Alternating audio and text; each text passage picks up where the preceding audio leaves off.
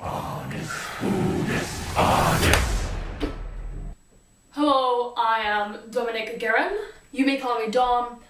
Today I am going to be showing you a baking video on how to make an Unus Annus cake. This one is specifically the Annus cake. However, this base is also used for the Memento Mori cake.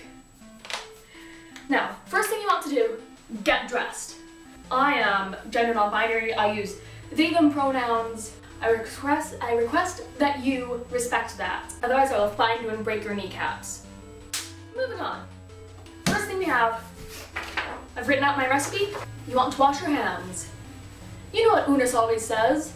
The start to every good cook is a washed hand. We're going to start with our Dutch processed cocoa powder, hot coffee, sour cream, vanilla, flour, baking soda and salt, sugar, butter, a little bit of neutral oil, and a little secret peanut butter. Because you know, Annus doesn't want Unus eating his cakes. If you're making the Memento Mori cake, don't include the peanut butter. This is simply for the Annus cake. Butter and flour your pans. I saved this one, I have it mixed both flour and cocoa powder. This is the part where you can say, are you close? Proceeding. We will begin with mixing our cocoa powder. Dutch processed is what I'm using. However, natural cocoa powder would work better because the leavening agent is baking soda. Baking soda is acidic.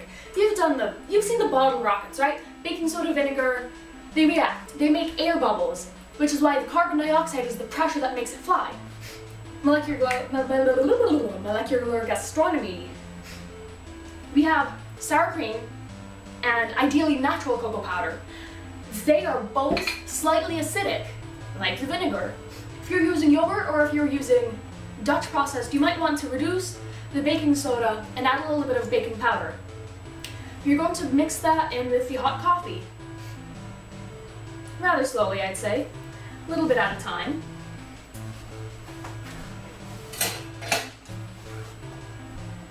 Grab yourself your favorite whisk that leaks water when you tap it. Mix, will the whisk. Whisk it together. Popping in the rest of this hot coffee. And just then using my finger to squish it out of the whisk. Next up, vanilla and sour cream. Also in this bowl. What I'm going to do,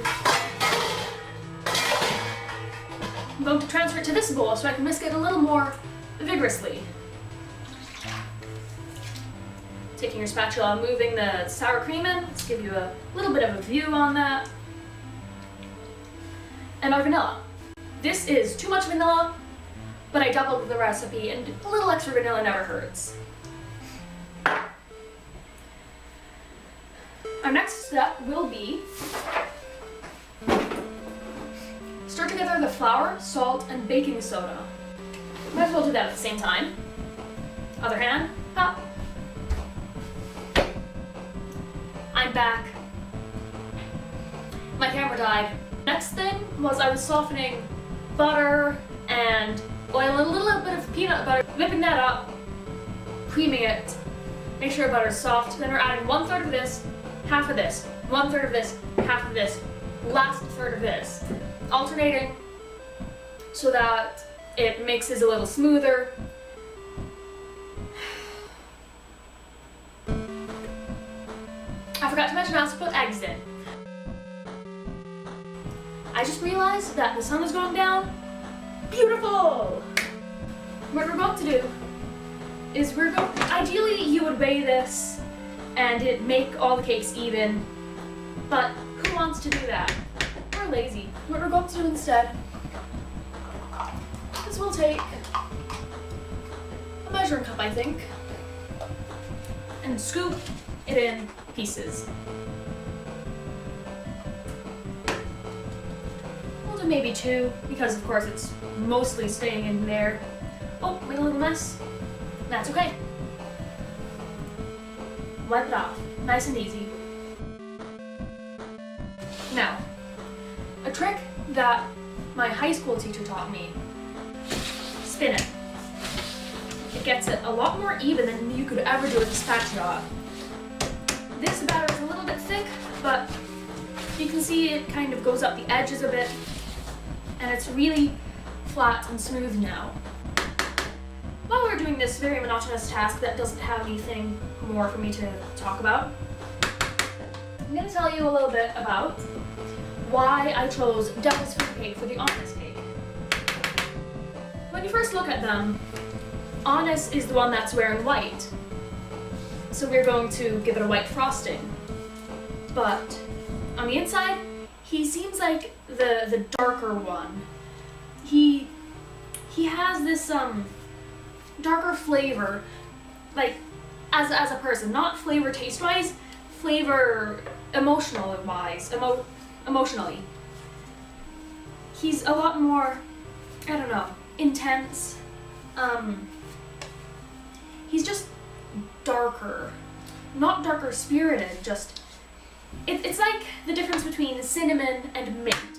Mint is rather light, it's high-pitched, whereas chocolate and cinnamon, they're darker pitched, they're low-pitched, they're darker flavored.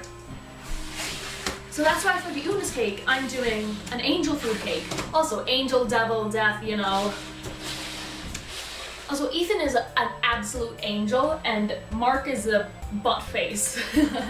Family friendly. Now, our oven's at temperature. We're going to bake these for 30 minutes, 35 minutes. You need 1.5 cups of milk.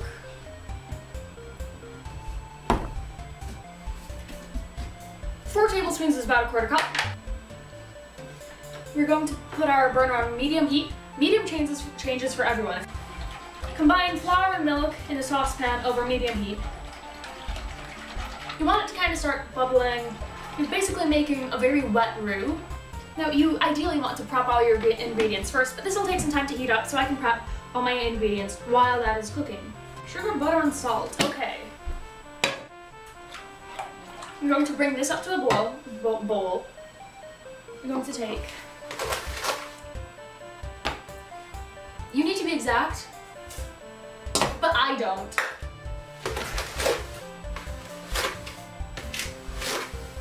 Frosting is a little more lenient than baking because baking is all about science. It's easier to measure fats by weight. A block of butter is equivalent to 4 sticks. A block of butter is 1 pound, whereas a stick of butter is 1/4 pound, I do believe. I'm from Canada, so we have blocks. Big old beautiful things. We want 3/4 of a cup. If a pound is 2 cups and 454 grams, 227 would be 1 cup, and if we want 3/4 of that, what's 3/4 of 227? I think I have a math-based learning disability, so I'm not doing the math. If you can do it before me, you're not special. 170. Perfect. See, here we go. This is kind of thickening up a little bit. This is salted butter, by the way, so we're not going to add any salt. A little bit of vanilla. We can use a little bit of vanilla. It'll discolor it slightly, but not enough to actually make a difference. So you can see now, it's kind of consistency of pudding maybe. I turn my heat off. Stir a little more. Yeah, now that's looking good. This is because of the gluten structure. Also, that's very hot. Don't do what I just did. It has a bit of a pasty consistency. You can see how it moves up like that. It's because of gluten. It makes almost a window, which is the test. It doesn't though. We're going to take this off the heat. And then we're going to kind of let it cool a bit. Some parchment paper. And these bad boys. Boosh. Stick it upside down. Welcome back. camera died. I made my roux, I stuck it in the freezer a little bit on a nice parchment tray. I'm going to cream together my butter and my sugar. My cakes have also finished in the oven. My cakes have cooled. Well, they're cooling right now. Stab them with a toothpick. If it comes out clean, it's done. So these two are going to be used for the Memento Mori cake. This one's it. I'm using springform pans. Kind of take off the side. And it's good. Ooh, that's hot. Don't do what I just did. We're going to leave them to cool out of the pans for a little longer. We can head back to our ermine. This is going to make it a little bit easier on me. Like the loser I am. Edit out the swears. So we can kind of take this all off by scraping the parchment paper. Be careful with knives. I honed this before putting it away today, but still, this is extremely dangerous. It's like shaving. If you shave this way, it'll hurt, but if you shave this way, it's fine. I just realized I can see the little thing telling me that it's recording in the picture frame behind it. The camera, I mean. That's a relief. So I don't know how much was lost, but I was still working on my ermine, which has basically become more like an American buttercream. It's not the best, but it's okay. Now, if we look over here, we can see my cakes have cooled and I've taken them out of the pans. We don't want to get crumbs in there. Don't do what I'm doing. Get a separate thing. Like this. So we kind of want to choose the best one to be on top, which is going to be this one. So I'm just kind of going to put a little bit of frosting down to keep that centered. Now, okay, that's okay, it's beautiful. We're going to ice this part of it very carefully because we don't have a lot of frosting. It's like an Erlenmeyer flask, but just because of the word. Now, I'm also going to tell you something about icing this cake. You want it to be, I'm using a straight spatula, not offset. You want it to be basically flat. You don't want to go like choo, choo, choo, choo. You want it to be flat. But of course, this is a very sticky frosting. My eyes hurt a lot. Oh my gosh. Don't touch your hands to your face. You'd get killed for that in the kitchen. Not that I've seen it happen or anything. So this is kind of like my base coat. I should add a little bit more just, to bulk up the layers, but I don't think I want to. It could look a little better, but you see we have all those crumbs in there. That's why usually you will do a crumb coat when you are making the better thing, the top layer.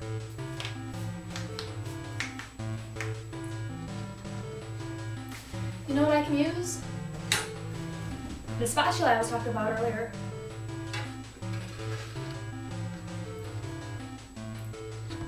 Shoot, no! This is a bad mistake. Kill me. Kill me, mother. Kill me.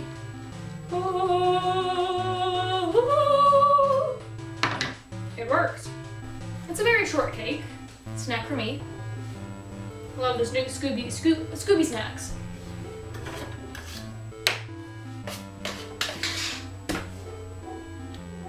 Yeah. So the purpose of a crumb coat is to catch all the crumbs that come off with it, and then you kind of you chill it so that it won't come off. And it's also to kind of smooth it out so that when you put the real frosting on, it'll look pretty. I was actually planning on making this cake with fondant. I was planning on making this cake with fondant. Oh my gosh!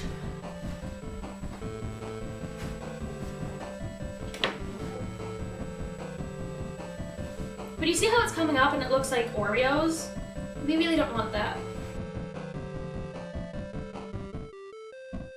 I really hope that you folks don't hate me for making a really bad video, because this is the first video I've ever made. Popping this in the freezer so that the crumb coat can sit a little bit. So the Annus cake is white on the outside because that's the honest color. But it's dark on the inside because that's what I associate him with. Dark, dense, tough, intense. It's not as beautiful as it could be, but I'm just gonna pop it in the fridge so that we can work on more stuff. What we're going to do here is we're going to dye some of this frosting into red colors. Just a couple drops, I'd say. Ooh, that's pungent, color-wise. Now that's an Unus if I've ever seen one. An Annus, oh my gosh.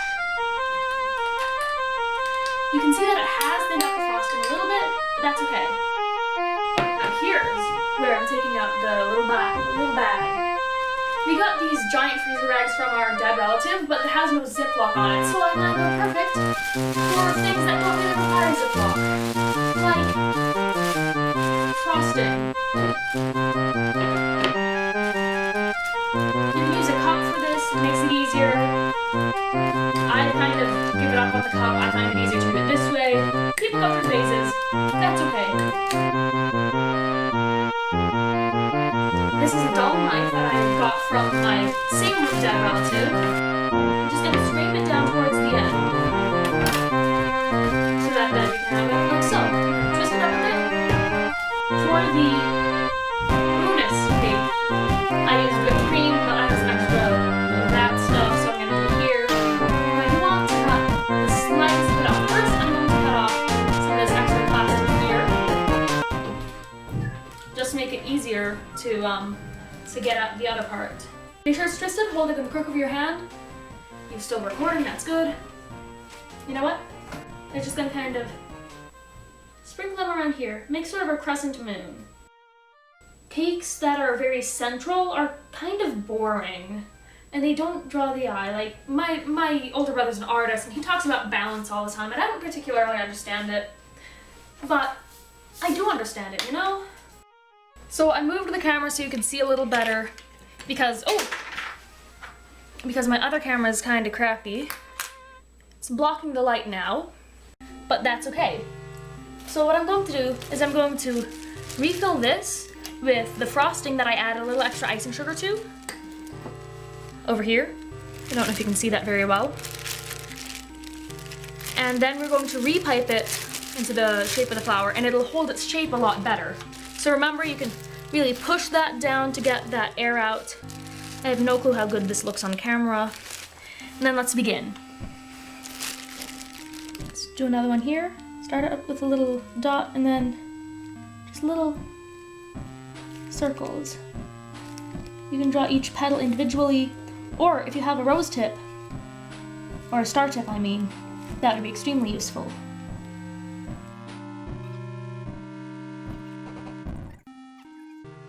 Now we're going to take some of these. I dropped them all over the place. I'm gonna drop them right on there. I have a little pair of tweezers as well because I make so many mistakes. Little black pearls to help kind of cover up the center because the center is kind of ugly. You want your piping bag to be straight up and down.